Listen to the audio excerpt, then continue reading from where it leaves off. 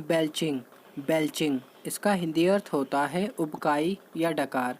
दोस्तों, जब हम खाना खाते हैं, खाना खाने के बाद पानी पीने के बाद एक डकार आती है जिसे अंग्रेजी में बेल्चिंग कहते हैं। तो चलिए दोस्तों, इसे और अच्छे समझ लेते हैं कुछ एग्जाम्पल के साथ। Become a pro at belching the alphabet. इसका हिंदी अर्थ होता है वर्णमाला को डकारने में माहिर बने। इसी तरह दूसरा और आखिरी एग्जाम्पल है हमारा माई बडी जस्ट वन बेल्चिंग कॉन्टेस्ट। इसका हिंदी अर्थ होता है मेरे दोस्त ने अभी अभी डकार प्रतियोगिता जीती है। दोस्तों, उम्मीद करता हूँ इन एग्जाम्पल के माध्यम से बेल्चिंग का हिंदी अर्थ काफ़ी अच्छे समझ गए होंगे। दोस्तों, ऐसे ही अंग्रेजी शब्दों को हिंदी में समझने के लिए आप हमारी वेबसाइट पर विजिट भी कर सकते हैं, साथ साथ चैनल को सब्सक्राइब भी कर सकते हैं। धन्यवाद।